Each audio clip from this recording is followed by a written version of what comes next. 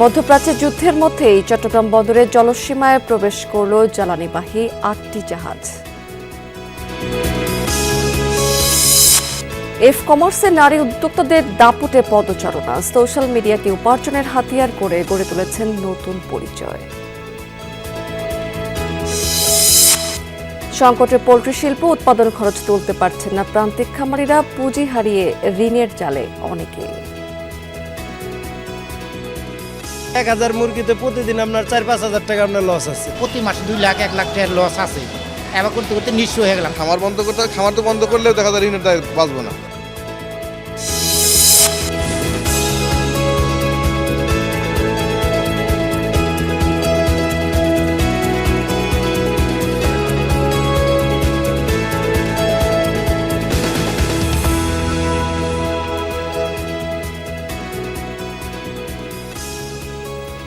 এতক্ষণ শিরোনাম দেখছিলেন, এবার চলে যাচ্ছি পুরো খবর এবং পুরো সময় জুড়ে আপনাদের সাথে থাকবো মীরাবে স্মৃতি।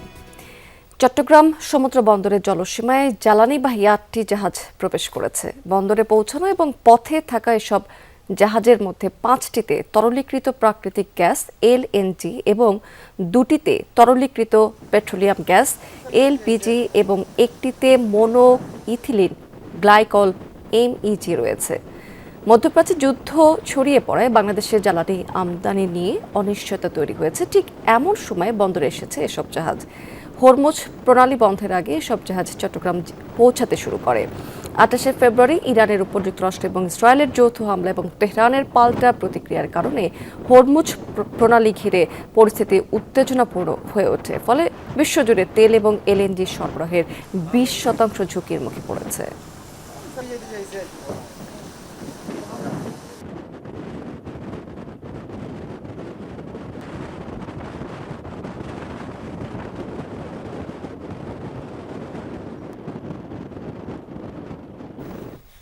দর্শক, এই বিষয়ে একটু বিস্তারিত তথ্য আমাদের সহকর্মীর মাধ্যমে জেনে নিতে চাই। সহকর্মী শহীদুল সুমন আছেন।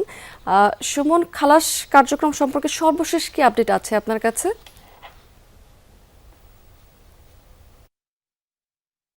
স্মৃতি, এখনো পর্যন্ত বন্দর কর্তৃপক্ষ কিংবা বাংলাদেশ পেট্রোলিয়াম কর্পোরেশন এই বিষয়ে আসলে কোনো ধরনের কথাই তারা বলছেন না। তারা আসলে ঢাকার যেই মূল যে মন্ত্রণালয় কিংবা যারা ঊর্ধ্বতন কর্তৃপক্ষ আছে তাদের দিকেই আসলে বলছেন যে তারা এই বিষয়ে বিস্তারিত বলবে। তবে বন্দর কর্তৃপক্ষ যে 8টি জাহাজ LPG LNG নিয়ে আসলে চট্টগ্রাম বন্দরের জলসীমায় এসেছে সেই বিষয়ে আসলে বিস্তারিত কথা বলার জন্য আসলে দুপুর 2টোয় সাংবাদিকদের সময় দিয়েছে। হয়তো সেখান থেকে আমরা এই জ্বালানিগুলো কখন খালাস হবে এবং কতটুকু এসেছে সেই বিষয়গুলো আসলে বিস্তারিত জানতে পারবো। আপনি দেখছেন আমি এই মুহূর্তে বন্দর এবং বাংলাদেশ পেট্রোলিয়াম কর্পোরেশনের খুব মাঝামাঝি একটি পেট্রোল পাম্পে রয়েছি। দেখছেন যে এখানে যে অস্থিরতা তৈরি হয়েছে সেটির আসলে প্রভাব আমরা যে পেট্রোল পাম্পগুলো রয়েছে সেখানে দেখতে পাচ্ছি। দীর্ঘ লাইন আমরা সকাল থেকে দেখছি। যারা যানবাহন মালিক কিংবা যারা চালকরা রয়েছেন তারা তাদের যে যানবাহন তাদের যে মোটরসাইকেল কিংবা বড় ধরনের যে তাদের যেহেতু বন্দর এলাকা এখানে প্রচুর পরিমাণ কাভার্ড ভ্যান লরি রয়েছে তারাও কিন্তু আসলে অপেক্ষা করছে। সব মিলিয়ে কিছুক্ষণ আগ থেকে আসলে এখানে যে জ্বালানি সেটি দেয়া শুরু হয়েছে এবং তাদের যে চাহিদা চালকদের যে চাহিদা সেই চাহিদা মোতাবেক আসলে আমরা এখানে অভিযোগ রয়েছে তাদেরকে সেটি দিচ্ছে না। সরকার থেকে যে ধরনের রেশনিং পদ্ধতিতে অর্থাৎ 2 লিটার 3 লিটার 10 লিটার 5 লিটার করে দেওয়ার আসলে যে নিয়ম আসলে বেঁধে দেওয়া হয়েছে সেই নিয়মের মধ্যে থেকে এখানে জ্বালানি দেওয়ার চেষ্টা করছে। তবে আমরা দেখছি যে এক ধরনের বিশৃঙ্খল পরিবেশ আসলে তৈরি হয়েছে যে জ্বালানি সংকটের কারণে দীর্ঘ সময় অপেক্ষা করে বিভিন্ন পাম্প ঘুরে আসলে এখানকার যারা চালকরা রয়েছেন বা পরিবহন মালিকরা রয়েছেন তারা কিন্তু তাদের যে জ্বালানি সেটি তারা সংকট তৈরি হওয়ার ফলে তারা আসলে ভোগান্তিতে পড়েছে। সব মিলিয়ে আসলে এখনো পর্যন্ত যেহেতু কর্তৃপক্ষের পক্ষ থেকে এখনো পর্যন্ত এই বিষয়ে কোনো ধরনের কথা বলেনি বন্দর কর্তৃপক্ষ, দুটোই তারা কথা বলবেন। পরবর্তীতে হয়তো স্মৃতি আমরা এই বিষয়গুলো নিয়ে আপনাকে আসলে বিস্তারিত জানাতে পারবো। তখন নিশ্চয়ই আপনার মাধ্যমে আমরা জানাতে পারবো। অনেক ধন্যবাদ সুমন আপনাকে। প্রথাগত 8টা 5টার অফিস কিংবা 4 দেয়ালের গৃহস্থালী সবকিছুর ঊর্ধ্বে উঠে নারীরা এখন নিজেদের মেলে ধরেছেন ডিজিটাল প্ল্যাটফর্মে। সোশ্যাল মিডিয়াকে কেবল বিনোদন নয় বরং উপার্জনের হাতিয়ার করে গড়ে তুলেছেন নতুন পরিচয়। নারী দিবস উপলক্ষে দেশের এমন কয়েকজন অদম্য নারীর সফলতার গল্প নিয়ে আমাদের বিশেষ প্রতিবেদন। ফারজানা আক্তার পেশায় ছিলেন একজন পুরোদস্তুর সাংবাদিক। কলম ছেড়ে আজ তিনি হাতে তুলে নিয়েছেন মাছের ডালা। তবে কোনো কাঁচা বাজারে নয়, তার এই বাজারটি অনলাইন ভিত্তিক। সাহসিকতার সাথে চাকরি ছেড়ে শুরু করেছিলেন মাছের ব্যবসা। আজ তিনি কেবল নিজেই স্বাবলম্বী নন, তার তত্ত্বাবধানে কাজ করছেন ৭০ জন কর্মী। যেহেতু ডিজিটাল মাধ্যমের দিকে মানুষ আস্তে আস্তে এগুচ্ছে, এটা সামনের দিনে হয়তো অনেক বেশি স্প্রেড হবে, তো সে কারণে আমার কাছে মনে হলো যে প্রথাগত পদ্ধতির বাহিরে আমি একটা নতুন কিছু শুরু করি। অন্যদিকে সংসার আর মাতৃত্বকে সামলে নিজেকে হারিয়ে যেতে দেননি সাবিহা আফরিন শ্রাবণী। ঘরবন্দি সময়টাতে একঘেয়েমি কাটাতে শুরু করেছিলেন পোশাকের ব্যবসা। আজ সেই শখের ব্যবসায়ী তাকে এনে দিয়েছে আর্থিক স্বাধীনতা ও পরিচিতি। অনেকেই প্রশ্ন করে যে বাসায় বসে কাজ করা এটা তো খুব কঠিন কিছু না, কিন্তু ফ্যামিলি মেনটেন করে বাচ্চাদেরকে নিয়ে সব মিলে কাজ করা এটা কিন্তু আসলেই একটা চ্যালেঞ্জিং। বাট আমি তারপরও বলবো মেয়েরা পারে না এমন কিছু নেই, চেষ্টা করলেই সব কিছু সম্ভব। শুধু ব্যবসা নয়, সোশ্যাল প্ল্যাটফর্মে নিজের মতামত কিংবা জীবন দর্শন শেয়ার করে অনেকে হয়ে উঠেছেন প্রভাবশালী ইনফ্লুয়েন্সার। কুড়াচ্ছেন মানুষের ভালোবাসা, সাথে সাথে নিশ্চিত করছেন আর্থিক সচ্ছলতা। ব্যাক ইন 2014-15 দিকে আমি সোশ্যাল মিডিয়াতে ভিডিও পোস্ট করা শুরু করলাম। তো ওই আমার ফ্রেন্ডরাই কয়েকজন দেখতো হঠাৎ করে দেখা যাচ্ছে যে 17-18 দিকে মানুষজন কন্টেন্ট একটা দুইটা অনেক বেশি ভাইরাল হয়ে গেল। তারপর পিপল স্টার্টেড ফলোয়িং মি, দেখা শুরু করলো। আর আমি তো আসলে কন্টেন্ট বানাই যে শুধু বানানোর জন্য তা না, শুধু টাকা কামানোর জন্য তাও না। I love making contents, like আমার ভালো লাগে, আই এক্সপ্রেস মাই সেলফ। দেশের অর্থনীতিতে এই কমার্স বা ফেসবুক কমার্সের প্রভাব এখন চোখে পড়ার মতো। জরিপ বলছে অনলাইন ব্যবসায় নারী উদ্যোক্তাদের অংশীদারিত্ব 50%-এরও বেশি। যে কোনো মেয়ের জন্য আমি মনে করি যে ফিনান্সিয়ালি ইন্ডিপেন্ডেন্ট হওয়াটাও খুব জরুরি। কিভাবে করলো এটা ইম্পর্টেন্ট না, অনলাইন প্ল্যাটফর্মের মাধ্যমে কিন্তু মেয়েরা বিভিন্ন ধরনের ছোট ছোট বিজনেস করছে, অনলাইনে ব্যবসা করছে, স্টার্ট আপ করছে। তো এটা অবশ্যই একটা পজিটিভ দিক দেশের জন্য। নারীদের এই পথ চলা এখন আর কেবল ঘরে ফেরার জন্য নয়, বরং নিজেকে ছাড়িয়ে যাওয়ার জন্য। ডিজিটাল এই বিপ্লব প্রমাণ করেছে সুযোগ আর সদিচ্ছা থাকলে বাংলাদেশের নারীরা যে কোনো বাধা মোকাবেলা করে সামনে এগিয়ে যেতে প্রস্তুত। আর নীতি নির্ধারকদের মাথায় রাখতে হবে অর্থনীতির স্বার্থে এই নতুন উদ্যোক্তাদের গুরুত্ব দেওয়াটা খুবই প্রয়োজন। কাশফিয়া রুহি, যমুনা নিউজ, ঢাকা। নারীর সমতা, ক্ষমতায়ন এবং অধিকার নিয়ে নানা কর্মসূচি থাকলেও পার্বত্য চট্টগ্রামের দুর্গম পাহাড়ে বসবাসকারী অনেক নারী এখনও পর্যন্ত বঞ্চিত তাদের শ্রমের ন্যায্য মূল্য থেকে। কৃষিকাজ, ঝুম চাষ, বনজ পণ্য সংগ্রহ কিংবা হস্তশিল্প পরিবার এবং অর্থনীতিতে গুরুত্বপূর্ণ অবদান রাখলেও বাজার ব্যবস্থার সীমাবদ্ধতা, পুঁজি এবং প্রশিক্ষণের অভাবে পিছিয়ে রয়ে গেছেন তারা। ভোরের আলো ফুটতেই কাজে নেমে পড়েন পাহাড়ি নারীরা। নারীদের কেউ ঝুমকেতে, কেউ বনে কাঠ বা সবজি সংগ্রহে, আবার কেউ ব্যস্ত কৃষিকাজে। পরিবারের আয়ের বড় একটি অংশই নির্ভর করে তাদের পরিশ্রমের উপর। কোনো জায়গা জমিন নেই, বই জমিন নেই, আমরা গরিব মানুষ, লেখাপড়া ছেলে মেয়ে আছে। চাল মঙ্গা, আমি তো বেশি হলে আরো ভালো মনে হয় দিয়া। জিনিসপাতি মঙ্গা, সবজিরে মঙ্গা। তবে দিনের পর দিন কঠোর পরিশ্রম করেও তাদের অনেকেই পাচ্ছেন না শ্রমের ন্যায্য মূল্য। পুরুষের বেতন আলাদা 600 টাকা, মেয়েদের বেতন আলাদা 500 টাকা। বেতন আলাদা 350, মরতন আলাদা 500। তখন সমান নেই তো, বেতন বাড়ি দিলে বেলা হবো দেয়া, কম হবো দেয়া। মরত যদি আনিলে টেঙা বেশি লাগে, তারা আরো কম ভাড়ে, হাঁস কম করে ভাড়ে। কৃষি ও হস্তশিল্পে গুরুত্বপূর্ণ ভূমিকা রাখলেও বাজার ব্যবস্থার সীমাবদ্ধতা, প্রশিক্ষণ ও পুঁজি সংকটে পাহাড়ি নারীদের অর্থনৈতিক উন্নয়ন বাধাগ্রস্ত হচ্ছে। তাদেরকে সচেতন করছি আমরা, পুরুষের পাশাপাশি যাতে সমান মজুরি পায়, আগে শ্রমিকদেরকে সচেতন হতে হবে। তাদের কিন্তু সমান সমান অবস্থানের দিক দিয়ে সমান সুযোগ দিতে হবে। নারী দিবস ঘিরে নানা আয়োজন থাকলেও পাহাড়ি নারীদের দাবি প্রতীকী উদযাপনের চেয়ে তাদের শ্রমের ন্যায্য মূল্য নিশ্চিত করা জরুরি। জুবাইর রিফাত, যমুনা নিউজ।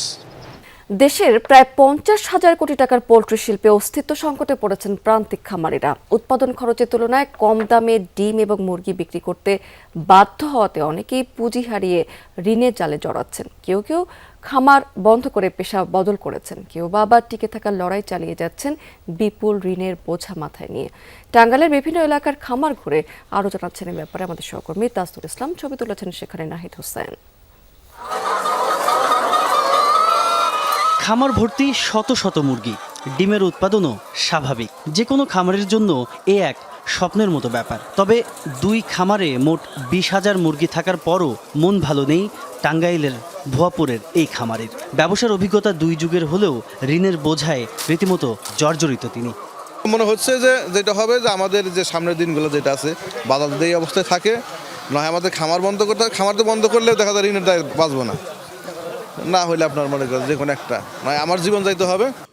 এই খামারটির কথাই বলা যাক। খুব বেশি দিন হয়নি বন্ধ হয়েছে ব্যবসা। এই গল্পটাই এখন বাস্তব বহু প্রান্তিক খামারির বেলায়। এই জেলাতেই এমন উদ্যোক্তা আছেন যিনি দেউলিয়া আর ঋণগ্রস্ত হয়ে রীতিমতো পালিয়ে বেড়াচ্ছেন।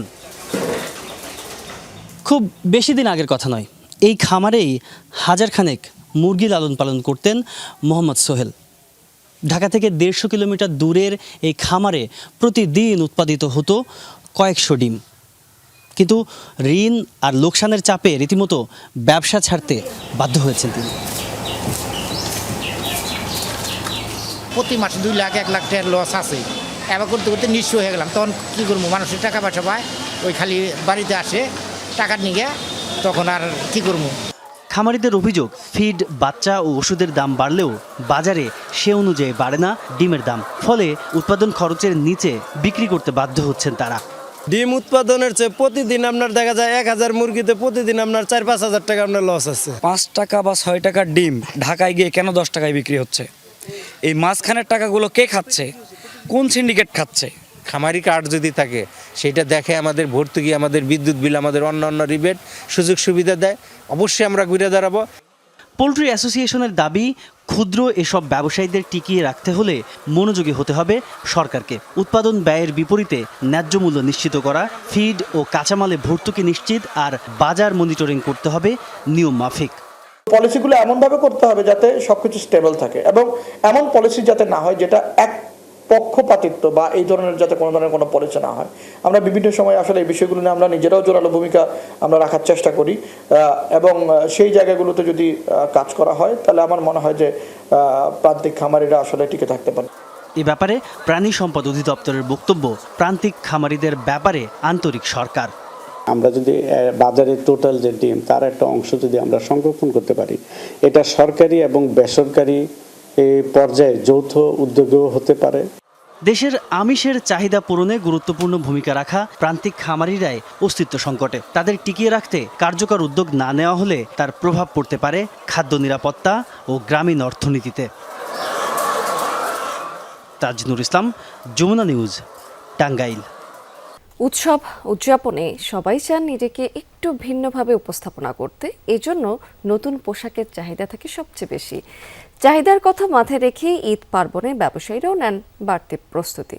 এবার দেশীয় ফ্যাশন হাউসগুলোতে আনা হয়েছে ঐতিহ্য আর আধুনিকতার মিশেল। গরমের কথা মাথায় রেখে কাপড় এবং নকশাতেও ভিন্নতা আনা হয়েছে, তাই কেনাকাটায় ক্রেতাদের পছন্দ দেশীয় ব্র্যান্ডগুলো। ঈদ উপলক্ষে দেশীয় ফ্যাশন হাউসগুলোতে এসেছে নতুন নতুন কালেকশন। ঐতিহ্যবাহী নকশার সাথে আধুনিক ডিজাইনের মিশেলে তৈরি করা হয়েছে এসব পোশাক। রয়েছে ফুল, লতা পাতা কিংবা লোকো মোটিফের কাজ। নারী পুরুষের রুচি ও বয়স বিবেচনা রেখে ফ্যাশন হাউসগুলো সাজিয়েছে তাদের ঈদ সম্ভার। আগের মতো শাড়ি, 3 পিস, কুর্তিতে ব্লক প্রিন্ট, এমব্রয়ডারি আর সূচিকর্ম প্রাধান্য পেলেও নকশায় ভিন্নতা আনা হয়েছে। পাশাপাশি ব্যবহার করা হয়েছে কাঁথা স্টিচ ও জামদানি মোটিফ। সময়ের সাথে তাল মিলিয়ে ছেলেদের পাঞ্জাবি ও ফতুয়ার নকশাতেও আনা হয়েছে আধুনিকতার ছাপ। এমব্রয়ডারি, হাতের কাজ, আপনার হচ্ছে কারচুপি, এরপর হচ্ছে আপনার স্ক্রিন প্রিন্ট, ব্লক প্রিন্ট, এই সকল কিছুই আমাদের যে 5টা থিম বললাম, উজবেক সিরামিক, আপনার তাতরেজ, পলিনেশিয়ান ট্যাটু, তারপর হচ্ছে ডিলাইটিন ডিজাইন, ব্লু মস্ক, এই সকল কিছুর আদলে আমরা হচ্ছে এই ডিজাইনগুলো ফুটায় উঠাইছি। গোল্ডেনের একটা প্রোডাক্ট এসছে, এটা লনের উপর এমব্রয়ডারি করা, তারপর টাই অ্যান্ড ডাই, সেটাও লনের উপর এমব্রয়ডারি করা। আমাদের রয়্যাল ব্লিচ একটা প্রোডাক্ট এসছে। এগুলো প্রোডাক্টগুলোই আমাদের এবার খুব একটা ভালো চলতেছে আর কি। গরমে ঈদ, তাই কাপড়ের ক্ষেত্রেও রাখা হয়েছে স্বাচ্ছন্দ্যের বিষয়টি। সুতি, লিনেন ও আরামদায়ক কাপড়ের পোশাকই বেশি দেখা যাচ্ছে। পাশাপাশি মসলিন, জর্জেট ও সিল্ক কাপড় ঈদের সাজে এনেছে আভিজাত্যের ছোঁয়া। Cotton, silk, half silk, muslin এই সব কাপড়গুলোকে প্রাধান্য দেওয়া হয়েছে। একটা গ্রীষ্মকালীন ঈদ, তো সেক্ষেত্রে কমফোর্ট ফিল করে এমন 100% কটন জাতীয় কাপড় আছে, জাকাত নামের একটা কটন আছে, ওই কটনটা আমরা ইউজ করছি। রঙের দিকেও রয়েছে বৈচিত্র্য। পেস্টেল রঙের পাশাপাশি লাল, হলুদ, কমলার মতো উজ্জ্বল ও প্রাণবন্ত রঙই বেশি পছন্দ ক্রেতার। আর সব ধরনের বয়সের সাথে ম্যাচ করে আমরা সব ধরনের কালার নিয়ে থাকি, যেমন বয়স্ক যারা আছে তাদের জন্য একটু অফ হোয়াইট কালার এবং হোয়াইট কালার, মেয়েরা একটু কালারফুল পছন্দ করে তাদের জন্য সব ধরনের কালার, যেমন ব্লু কালার, রেড কালার, তারপর পিঙ্ক কালার, গ্রিন কালার এবং আরও ভ্যারাইটিস কালার। সাদা তো আসলে বরাবরই হোয়াইট কালার, এটা বরাবরই সবসময়ই চলে, এবং সেই সাথে আমাদের আরও কিছু মেরুন কালারের মধ্যে করা হয়েছে, এগুলাই আসলে বেশি চাহিদা থাকে।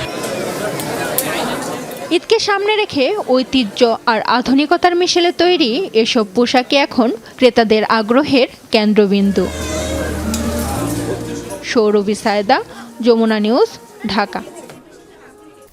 দর্শক, এবার জানিয়ে দেবো আপনাদেরকে আজকের পুঁজিবাজার লেনদেনের এই মুহূর্তের আপডেট আছে, কিন্তু আমরা কিন্তু দেখতে পাচ্ছি যে বড় ধরনের পতনের মধ্য দিয়ে শুরু হয়েছে সপ্তাহের প্রথম কার্যদিবসে পুঁজিবাজারে, এবং আজকে আমরা সূচক ঢাকা শেয়ার বাজারের ডিএসসি ব্রড ইন্ডেক্স সেটি কিন্তু 170 পয়েন্টেরও বেশি কমে গেছে আমরা দেখতে পাচ্ছি সকালের দিকে, এবং এই সূচকটি 5070 পয়েন্টে অবস্থান করছে। ডিএসসি এর সূচক সেটি 25 পয়েন্টের মতো কমে 1023 পয়েন্টে আছে, এবং 30 সূচক সেটি 1941 পয়েন্টে অবস্থান করছে 70 পয়েন্টের মতো কমে। টোটাল ট্রেড করেছে এখন পর্যন্ত ঢাকা শেয়ার বাজার 271 কোটি 19 লাখ টাকা শেয়ার, এবং বেশিরভাগ প্রতিষ্ঠানের শেয়ারের দাম কিন্তু আজকে কমে গেছে। 345টি কোম্পানির শেয়ারের দাম এখন পর্যন্ত ঢাকা শেয়ার বাজারে কমে গেছে, 20টির দাম বেড়েছে এবং 18টি কোম্পানির শেয়ারের দাম অপরিবর্তিত রয়েছে। টপ 20তে আজকে সিটি ব্যাংকের প্রথম অবস্থানে দেখতে পাচ্ছি আমরা, এবং এই কোম্পানির 14 কোটি 20 লাখ টাকার মতো শেয়ার কিন্তু টোটাল ট্রেড করে ফেলেছে ইতিমধ্যে। 12 কোটি 77 লাখ টাকা কিছু বেশি লেনদেনে দ্বিতীয় অবস্থানে রয়েছে স্কয়ার ফার্মা। তৃতীয় অবস্থানে আমরা ব্র্যাক ব্যাংকে দেখতে পাচ্ছি 11 কোটি 44 লাখ টাকার মতো শেয়ার ট্রেড করে। রবিকে চতুর্থ অবস্থায় দেখতে পাচ্ছি। অরিয়ন ইনফিউশন প্রায় 10 কোটি 17 লাখ টাকার মতো শেয়ার ট্রেড করে পঞ্চম অবস্থানে আছে। চট্টগ্রাম শেয়ার বাজার, সেখানেও কিন্তু বড় ধরনের পতন দেখতে পাচ্ছি সূচকে।